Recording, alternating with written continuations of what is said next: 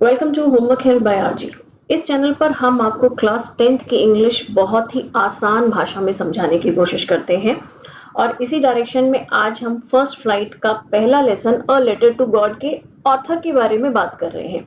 Right about the author of a letter to God, G.L. Fuentes।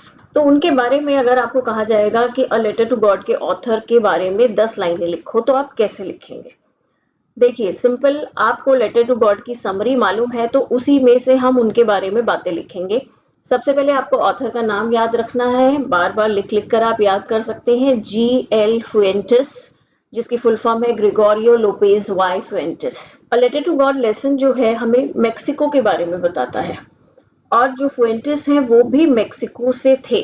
तो हमें यहाँ से ऑथर के बारे में पहली लाइन मिलती है कि G.L. Fuentes was a writer from Mexico। अब वो किस तरीके की कहानियां लिखते थे? वो ज्यादातर ऐसे लोगों की कहानियां लिखते थे जो कि किसी देश के ज्यादा अमीर लोग नहीं थे, रूरल एरिया से रहने वाले लोग थे, जो कि कंट्री साइड पर रहते थे, किनारे पर रहने वाले लोग। तो यहाँ पर हम लिख सकते हैं he wrote stories about people who lived in the country side, यानी कि ऐसे लोग जो खेती बाड़ी का काम कर रहे हैं और इसी तरीके के ज्यादा लेबर इंटेंसिव काम जो करते थे उनके बारे में ये लिखते थे, उनकी जिंदगी के बारे में। His stories often talked about their daily lives and challenges। ये सभी लोग जो कि गरीबी में अपना जीवन बिताते थे, उनकी कहानियों के बारे में, उन्हें अपनी रोजमर्रा की जिंदगी में किस तरीके के चैलेंजेस का सामना करना पड़ता था, इसके बारे में फुएंटेस लिखते थे। जैसा कि लेटर टू गॉड में भी आपने देखा है, लेंचो जो है वो एक गरीब किसान है। तो यहां से हमारा थर्ड पॉइंट बनता है his stories often talked about their daily lives and challenges. Often मतलब अक्सर।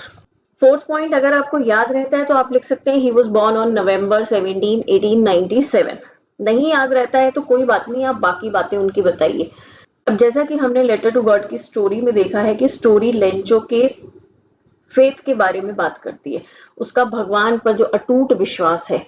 तो फुएंटेस की ज्यादातर कहानियां इसी तरीके की स्टोरीज पर बेस्ड होती थी। तो यहां से हमारा फिफ्थ पॉइंट आता है stories taught us about faith and hope, विश्वास और उम्मीद।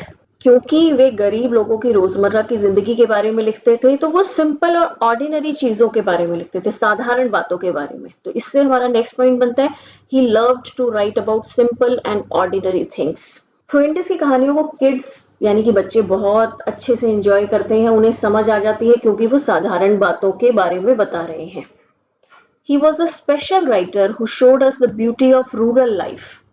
रूरल, ग्रामीण, तो गांव के लोगों के बारे में वो हमें बताते थे, गांव के लोगों की जिंदगी की सुंदरता के बारे में हमें बताते थे। इसलिए हम कह सकते हैं कि वो एक स्पेशल राइटर थे जिन्होंने हमें रूरल लाइफ की सुंदरता को दिखाया।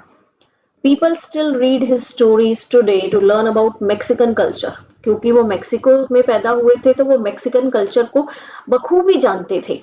और जब भी कोई राइटर लिखता है तो जिस माहौल में वो बड़ा हुआ है वो उसकी बारीकियों को जानता है और उसके बारे में लिखता है।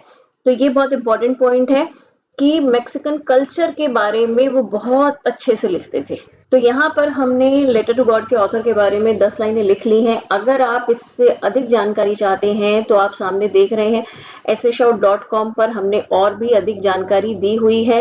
ये बिल्कुल फ्री है सभी के लिए, आप यहाँ जाकर और अधिक इनके बारे में पढ़ सकते हैं।